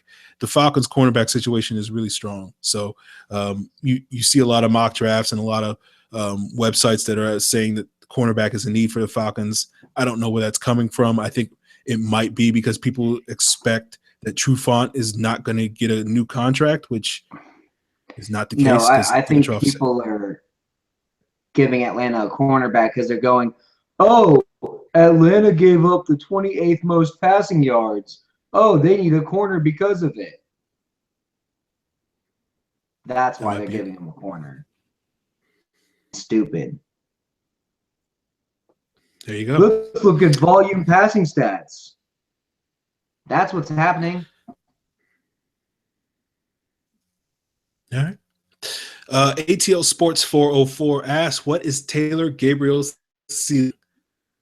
Antonio Holmes light. I think he's way faster than Santonio Holmes. I think his ceiling is Emmanuel Sanders. Huh. I would say that's his absolute ceiling. A true number two who can stretch a defense, run those underneath routes, do everything that you want a receiver to do. I think that's the ceiling. And I don't think that's a bad ceiling. I mean, I consider Emmanuel Sanders probably the 10th or 11th best receiver in the league. He's a true number one. He's a guy you want to have on your team forever. I go. That's Taylor Gabriel to me. A faster, less physical version. Okay. Interesting. I'm trying to remember prime Santonio Holmes. He was pretty good. I think that's probably a good comparison for Taylor Gabriel. I think the issue with Gabriel is with his ceiling is he's not really sort of a volume receiver that you would want playing, 60, 70 snaps a game. He's more, I think his usage is ideal for what his role is in Atlanta, which is technically the number three receiver, but he often functions as the number two with Julio just because of his dynamic play making ability, and you have to account for him a lot more than you would normally have to account for Mohamed Sanu just because of the threat of the vertical pass. I think the issue with Gabriel and his ceiling in terms of being a guy that's going to go out and have these 70 or 80 catch seasons for 1,000 yards or whatnot, I don't know if that's really in him like it is for a guy like Holmes or Sanders. but I do think he's really good at sort of being that other chess piece that you can sort of utilize and maximize how you use him with the screens and the deep throws and the slants and all those sorts of things that Shanahan used him effectively. I think, Cleveland made a mistake after Shanahan left by trying to make him into this underneath slot receiver, and that's not really what his skill set. So hopefully Sarkisian won't make the same mistake and sort of look at him as, oh, well, he's 5'8". Let's put him in the slot. No, he's 5'8". Let him stretch the field because he can just outrun guys. So, yeah, it's hard to make a comparison because you don't find very many 5'8" receivers that are as good as Taylor Gabriel. He sort of stands on his own in a similar way that Scott was referring to with Deion Jones. Okay. ATL Sports 404 asks, how much would a good to very good defensive line help the defense, and is that a realistic leap to take in 1 year?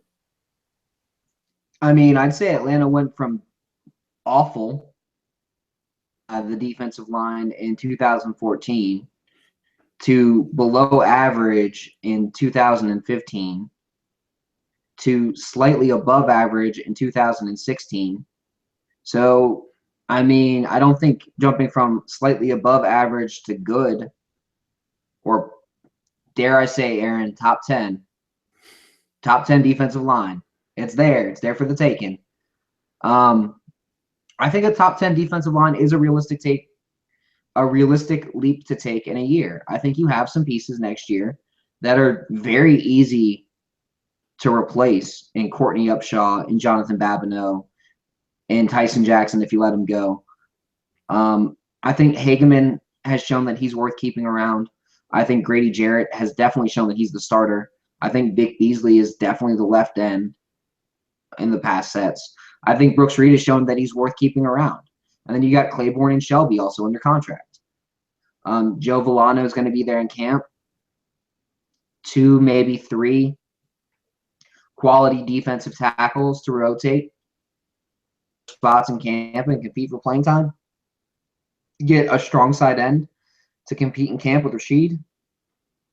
And if Rashid doesn't do well there, have Shelby and that guy you drafted play strong side end, and have Rashid play inside. I feel like Sheed's been much better as a 3 than anywhere else.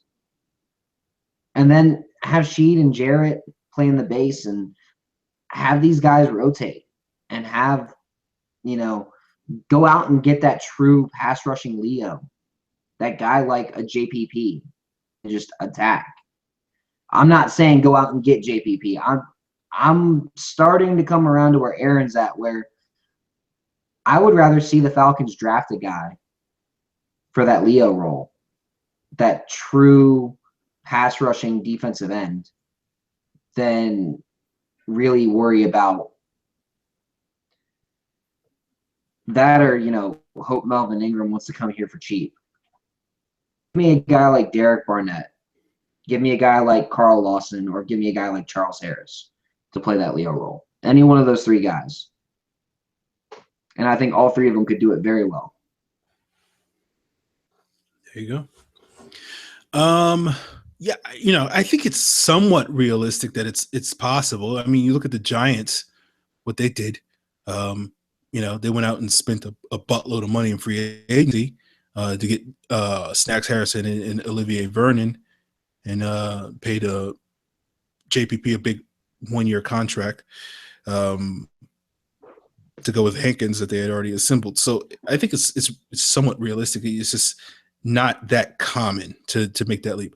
As far as where the Falcons defense is, some weeks I think they're probably average. I think some weeks they're above average. Occasionally they even look good, particularly when the interior is able to create pressure. I think they have the potential to make a big leap this year, whether they go from where they are now, whether that's in the top 20 or top 15 to a top 10, we'll have to see. But I think it's possible. I look at the defensive line rotation. I see Beasley coming back, Jarrett coming back, Shelby definitely coming back, and Claiborne coming back.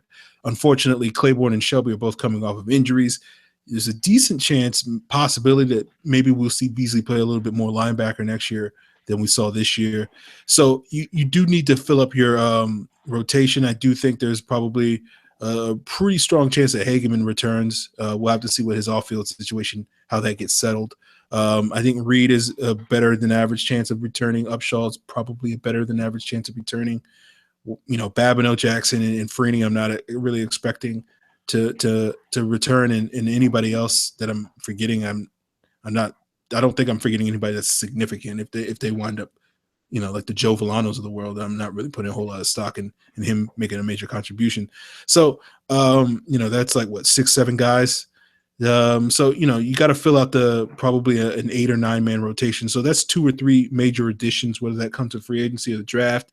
If you can get some real impact difference makers on the defensive line in the draft right away, which is easier said than done, and supplement that with some 1 or 2 starters in the free agency, which I think the Falcons should definitely do. At least get one guy that they feel confident can sort of come in right away and start, whether it's D-tack or D-end in free agency.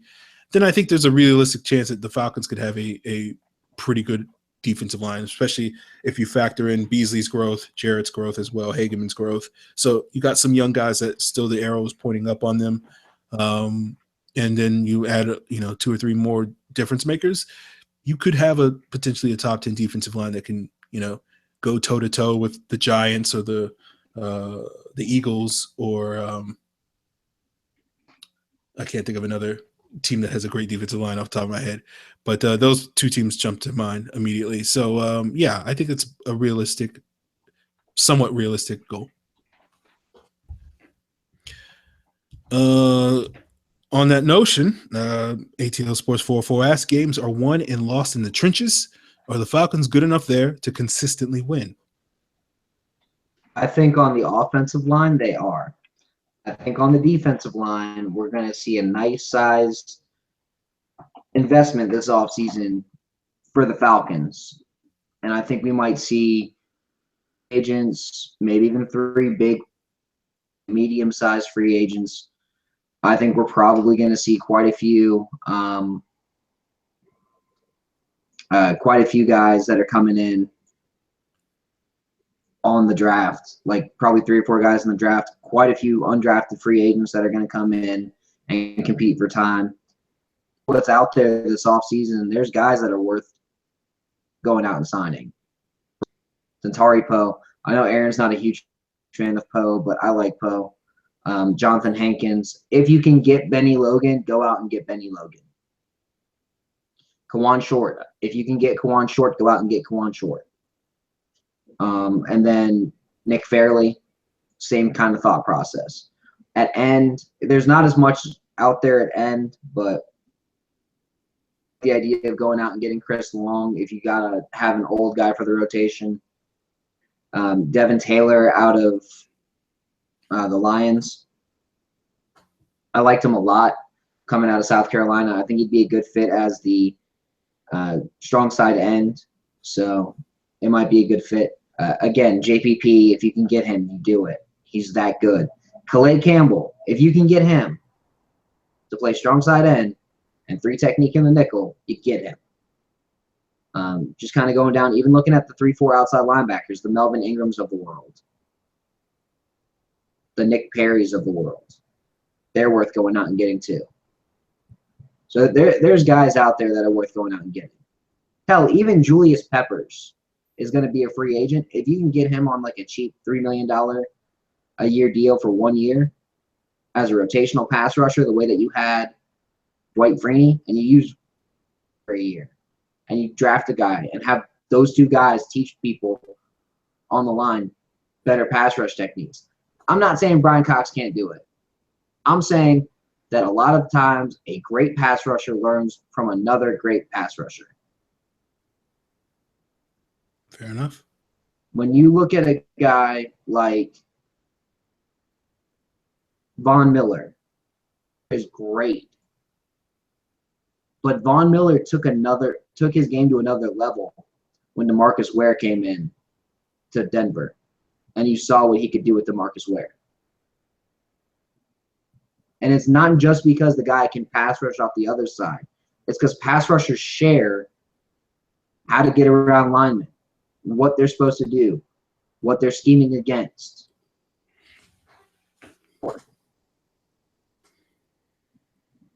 if I was going to give Von Miller credit for learning from, I'd probably give it more to Doomerville just because that's who was there when he first got there.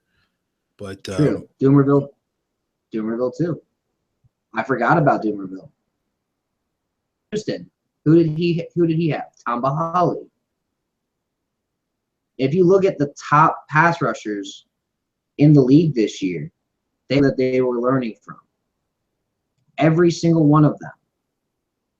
Every single guy who had 10+ sacks this year learned from someone. Vic Beasley had Dwight Freeney. Von Miller had Ware and Doomerville. Lorenzo Alexander was just blitzing all the damn time. But Marcus Golden, he had 12 sacks. From Chandler Jones out in Arizona. And he was learning from Dwight Freeney last year. Daniil Hunter out in Minnesota. He has some talent to learn from too. Robinson and starts with an E. I'm forgetting the name.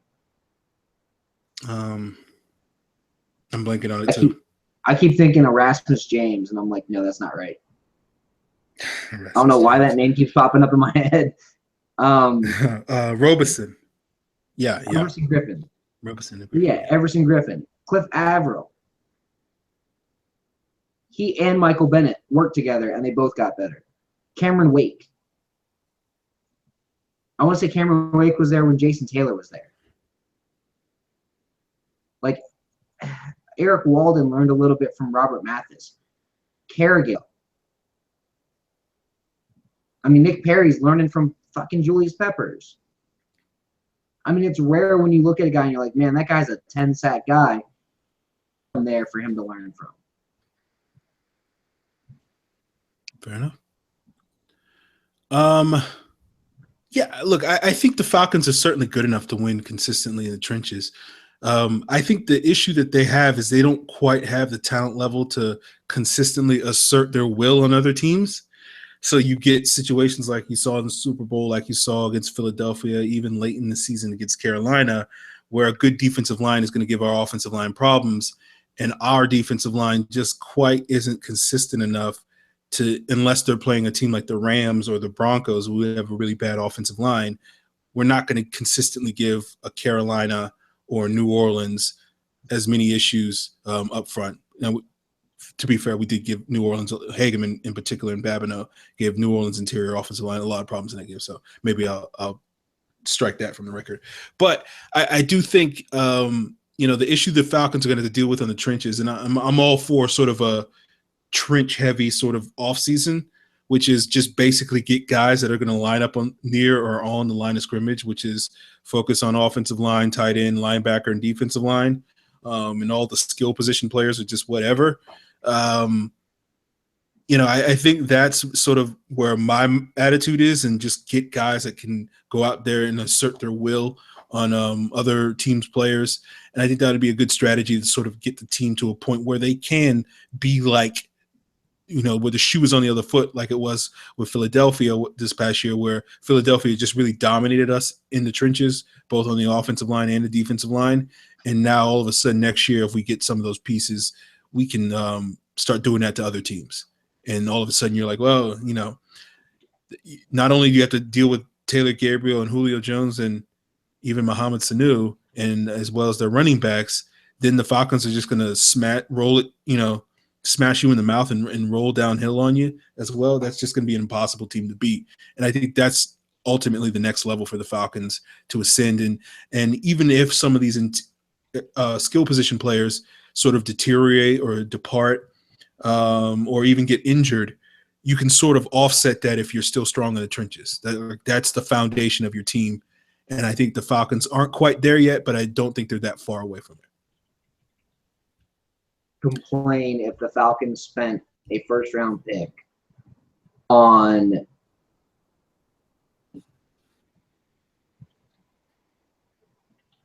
Okay. I haven't seen a whole lot of Feeney, but what I've seen of him, I wouldn't quite go first round. But then again, I didn't watch really any of the Senior Bowl, so maybe I will change my opinion after that. He's just so good as a pass blocker. He needs some work in the run game. I'm gonna push that out there. He does need some work in the run game. But as a pass blocker, he makes Chris Chester not a great pass blocker. Feeney can handle speed, strength on the inside better than any right guard I've seen coming out. Like, he reminds me of Zach Martin. Okay, high praise. ATL Sports 404 asks, Brooks Reed, Jonathan Babineau, Tyson Jackson, Courtney Upshaw. Will these guys be Falcons in 2017? I think you give Courtney Upshaw another contract. I think Reed, you give him another year. No. Yeah, I think Babineau's probably going to retire. Obviously you guys know me, longtime listeners know that I'm a huge Babineau fan, so I'm not going to complain about them giving him a 1-year minimum contract just to basically be that locker room guy and be like the 8th or 9th guy in the rotation potentially, and sort of just use him similar to what they use with Freeney, just on a snap count and sort of pick and choose his spots. But I'm mentally prepared for the retirement or the fact that the Falcons will let him walk. I don't expect Tyson Jackson to come back. I would be shocked if for the 28th year in a row that Tyson Jackson comes back, when we have expected him to get cut 2 years ago. I think Reed is a above average chance that he'll come back. I just don't know if they'll do it at the price that he's paid. But then again, they paid Tyson Jackson $6 million this year, so why not pay Brooks Reed $5 million next year? Upshaw, I do think they'll make a decent offer. Maybe because of the way he played late in the season, he might get a better offer to be a potential starter or be at least a higher paid backup for somebody else. So I think there will actually be a market for him if the Falcons don't sign him. But I do think there's a pretty good chance that both the Falcons and Upshaw will wind up saying, yeah, this worked out pretty well for us. Let's do it again in 2017. So I think probably, at least one of those guys will be back. I'd probably put most of the money on Upshaw. But I think Reed is a close second, and I think Babineau and Jackson are probably unlikely, but still possible. Evan Birchfield asks, do you think our in brotherhood / brothership motto will attract free agents since we've had success? I don't think it's going to hurt. There's quite a few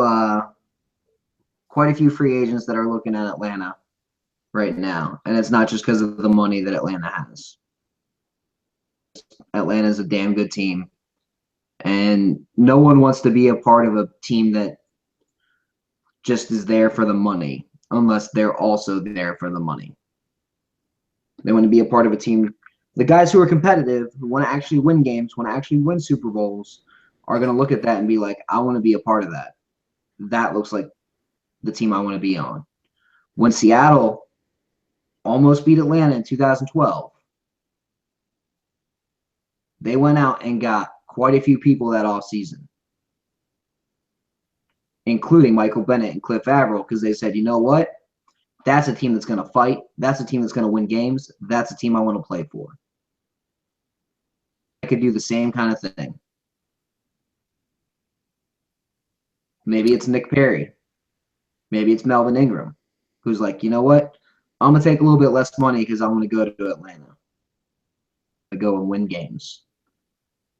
Maybe it's Jonathan Hankins, who's like, I'm tired of playing games in the fucking cold after going to school in Ohio State and playing for the Giants, who comes down here. But no matter who it is, there's going to be somebody there who's going to be like, you know what? This is the right team. This is who I want to play for. And I know that I can come play for them and make them a better team. Alex Mack did that this past offseason. There you go. Yeah, I think it's a possibility. I think, as Scott said, the interesting thing, we'll see how much it plays a part in it, because I think the thing to keep an eye on is if the Falcons can get some premium free agents. Scott used the example of guys like Bennett and Averill. Get guys at a little bit of a discount. Like I don't think we're going to probably get those types of deals that Seattle got that offseason, because I think they got like Bennett at like 1 year, $4 million, and they got Averill at like 2 years, $10 million or something really cheap, considering the quality of players they were. So like I don't expect us to get Melvin Ingram on a 1 year, $5 million deal.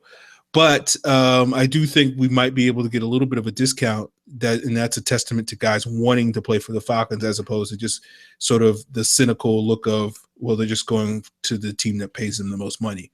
So I do think it will help attract free agents, and I think we might see a couple of signings where it pays off, and we're like, oh, we got that guy on for 80 cents on the dollar or something like that, as opposed to $1.20 on the dollar, which usually is the case with free agency. For an example, I'm going to pull up Chandler Jones. They think that he's going to make $16 million. What if Chandler Jones says, you know what, I want to play for Atlanta, and he takes $13 million? It's still a lot of money, but when you're like, man, that guy could have made $18 million on us, $19 million on us, and he took that much, it ends up being worth it. Or like a Melvin Ingram type. $7-8 million in Atlanta, as opposed to $11 million going to, say, I don't know, Miami or Buffalo. Mm-hmm. That's going to be the testament. Yep. Big Boy Brewski asks, what Falcons free agent would you bring back for short-term contracts? What Falcons free agent wouldn't I bring back on a short-term contract is the better question. I mean, they've got a lot of guys who you can bring back for one more year as prove-it type guys. And, I mean, Schaub I bring back, Babineau I bring back, Warlow I bring back Warlow. I know it's not everybody's favorite player, but I bring him back.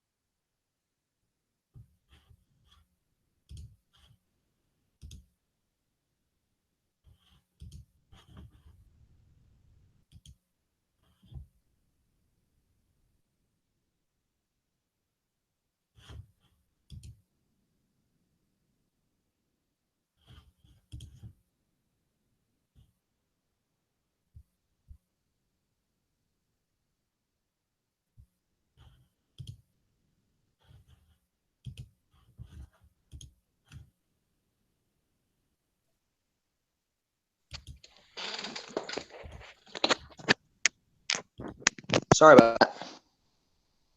Yeah. My screen died on me. But yeah, you may be, Patrick DeMarco is a fullback. You may not get a Pro Bowl fullback in free agency, but you can still get a fullback. Okay. Yeah. I mean, yeah, I'm on a similar wavelength as Scott is, where it's more about who I wouldn't bring back. Pretty much everybody who's a Falcon free agent, if you're talking about like a 1-year minimum contract, I'd be more than willing to bring them back. Even a guy like Wheeler or Goldson or even Weems, like or Weatherspoon, like I'm not going to complain about a 1-year deal for those guys to sort of come into camp and compete for jobs. So like, if I was looking at who would I prioritize, I'd probably prioritize probably DeMarco, probably Aldrick Robinson, probably Kamal Ishmael, and Taylor Gabriel's a restricted free agent, so obviously I would prioritize him, but he's not going anywhere. It's assuming that you put that first or second round tender on him. And those probably be the guys that I would put at the top of the list that I'd want to bring back, and then trickle down from, if Chester wants to play one more year, I'd be for that. Warlow, I don't have a problem with Warlow getting a 1-year contract. Hopefully, it's not paying him $2 million to be a middling specialty. Even if you gave Warlow like a 3-year deal at $3 million total, it'd be worth it. Yeah, I mean, look, I think Borlo provides good depth. I would rather see him get paid Philip Wheeler money than what he's currently making. That's basically what I'm saying. No, I'm saying like $1 million a year. Yeah, which is Philip Wheeler. 3 years, $1 million a year. Like I'd pay him that in a heartbeat. That's what he's worth. Yeah. Okay, what's the next question? Big Boy Brewski asked, you mentioned in previous episodes, but what positions need upgrade? I feel like we've covered that pretty heavily. But I mean, if we're going to look at upgrades, let's just go all out. Let's look at tight end. I don't want to agree here, but if you want to look at upgrades in general, left guard. Free safety could use an athletic upgrade. Not that Allen's not good. Allen's good. Neal is good. Trufont's good. Alford's good. Collins is good. I think there's bigger needs for depth all around the team than there are for actual upgrades. Someone who could play strong side linebacker and let Vic Beasley actually play Leo is probably a better fit, honestly. Yeah, look, I've said it multiple times. I think that if we're talking about spots that need to be better, I think it's for me the most part, it's the defensive line. I think pretty much every other roster spot on the Falcons roster, including right guard, is perfectly fine the way it is. I don't have any complaints. There's certain players, certain players like Chris Chester, on the hierarchy of the 11 starters on offense. Is he at the lower end of that hierarchy? Sure. But do I think Chris Chester? He's number 11. Let's be honest here. He's number 11. That's not saying anything awful about Chris Chester. He's still an average guard, but he's number 11 on this offense.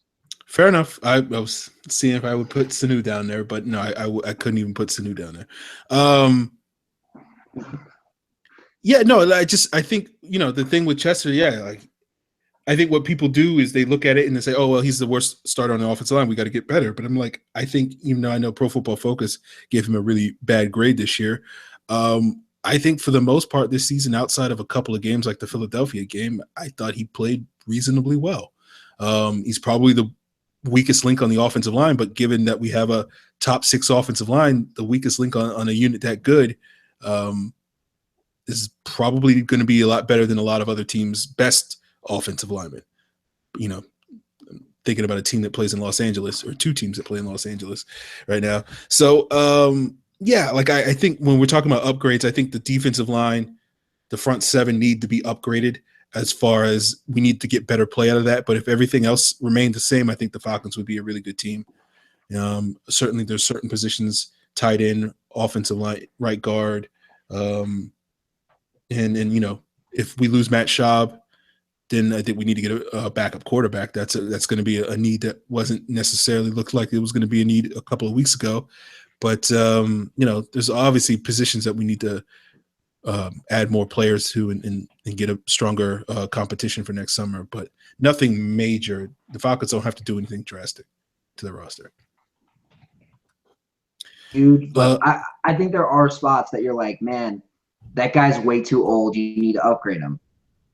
Babineau, Chester, basically anybody over the age of 32 on this roster easily be replaced or upgraded.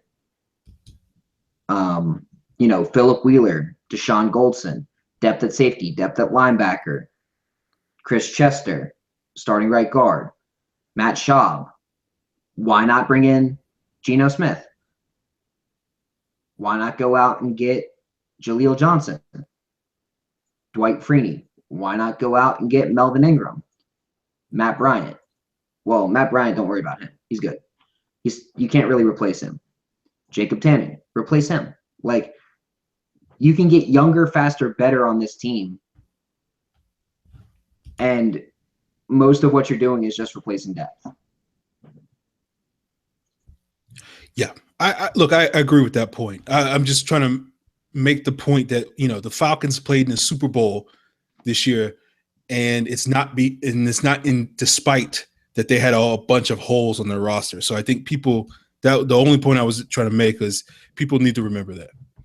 with the Falcons roster. They're pretty good across the board, and were pretty good throughout 2016. Do they want to get better players at certain spots? Absolutely. You don't want to be complacent and be stagnant. But I don't think anybody needs to be looking at this roster and be like, oh, my God, we got to overhaul this and we got to overhaul that. I know there tends to be that overreaction following a loss like the Super Bowl.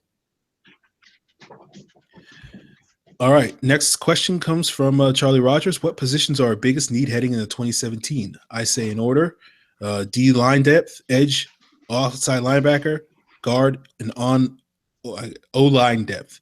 Tight end could be a thought. Do you agree, Scott?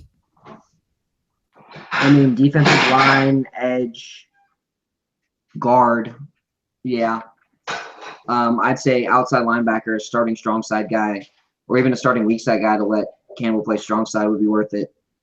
And O-line depth, yeah. I mean, I would push tight end a little bit higher with Sark here now, but outside of that, not really. Yeah. I think that's a pretty breakdown. We could probably like say, oh, this should be 2 or that should be 3 or something like that. But I think as far as the top 5 needs, those are probably the 5 that I would pick as well. Good pick, Charlie. ATL Sports 404 asks, personally, I don't think cornerback is a big need for the Falcons right now. Why does okay, we already answered this question. I think we hit that one. His next question is, other than JPP, are there any good pass rushers in free agency the Falcons could throw money at? Melvin Ingram. There's I've been listing them all show. There's just so many different guys.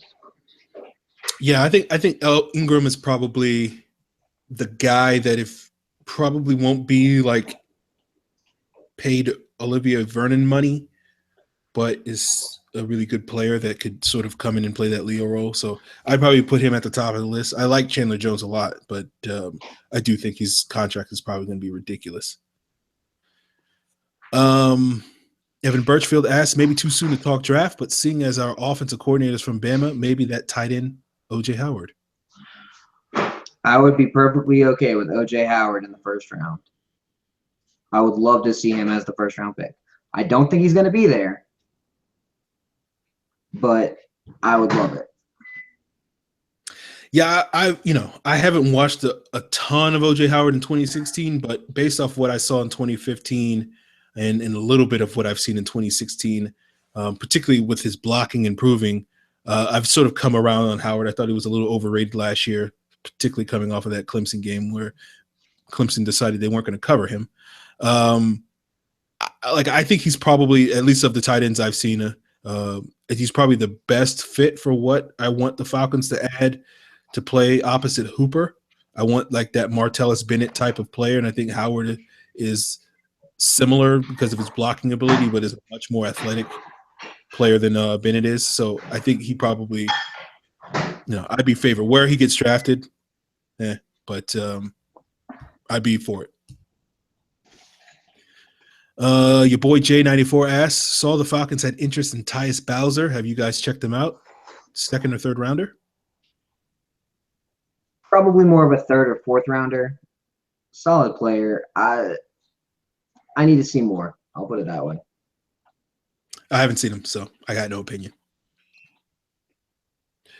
ATL Sports 404. There are some good D linemen in the draft this year, but will they fall to pick 31? I mean, there's way too many good defensive linemen for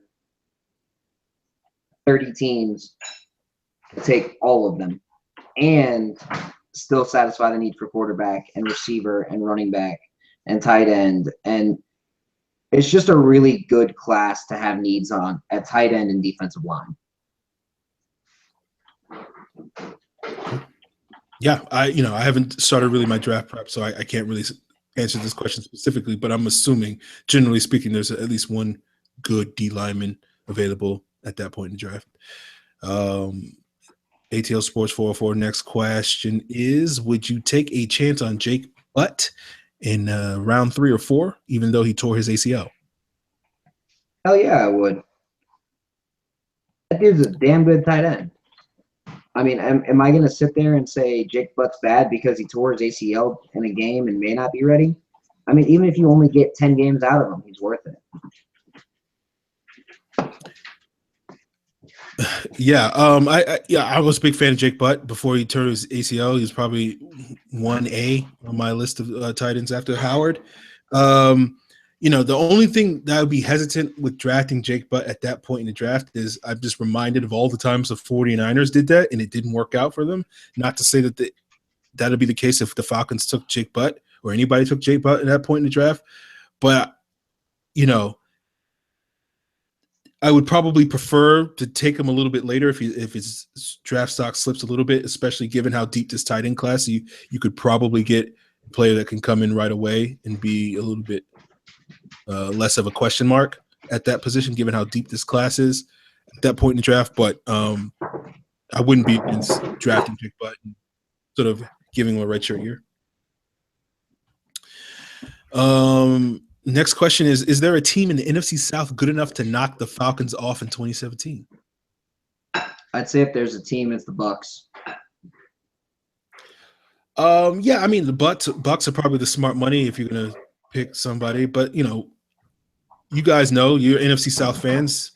This division has a history of going worst to first, so really anybody winning the division next year probably shouldn't be a completely shock to you. I probably put the least amount of money on the Saints, but you never know. Maybe Drew Brees gets hot and somehow Jairus Byrd becomes good. I don't know, but yeah, I probably say the Bucs, the Panthers will probably be our biggest challenges going into next year.